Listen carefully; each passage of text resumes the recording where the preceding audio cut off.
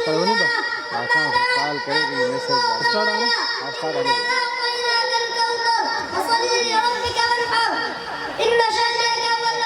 وقال النبي عليه السلام انما بعثت معلما صدق الله العظيم وصدق رسوله النبي الكريم وقال حسان بن ثابت رضي الله تعالى عنه واحسن منك لم تر قط عيني واجمل منك لم تلد النساء خلقت مبرأ من كل عيب كانك قد خلقت كما تشاء. واساتذتي الكرام واخواني في الله السلام عليكم ورحمه الله وبركاته. كم من شكر نشكر لله والله قليل جدا قليل على ما وفر لي فرصة كلام ودين حول النبي عليه السلام.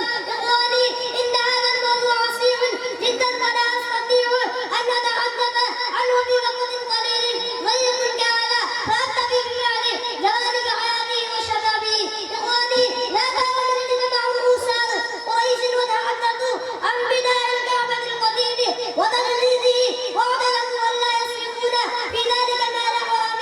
بكل حال قامت جميع هذه القبائل ببنائها الجديد حتى انتهوا ولما جاء دور وضع الحجر الاسود تنازعوا فيما بينهم تريد كل قبيله ان تنال هذا الشرف العظيم فكانوا يقتتلون فقام فيهم رجل فقال مالا يا قوم لدي يقتل عمرا لو كنتم تسمعون قالوا هذا فقال انه سيحكم بيننا من سيدخل البيت غدا اكبر الله نعم الرجل قد سبقنا.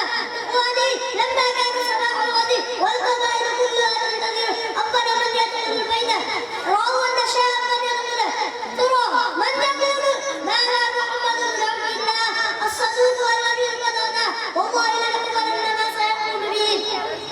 ايها القران النبي عليه السلام يتشرف بصدق رداءه على الحجر ثم امر بين كل قبيله ان تنال هذا الشرف العظيم ثم يمر بين كل قبيله ليتقدموا ويأخذوا بحواشي النداء ففعلوا ذلك ولما وصل الحجر مكانه وأخذه بيده ففرح الجميع وتشرفوا بهذا الشرف الكبير. اخواني هذا يدل على رجاحه عقله وسداد رأيه وفي الأمر أدعو الله أن يوفقني وإياكم للعمل بحياته كلها آمين وآخر دعوانا الحمد لله رب العالمين.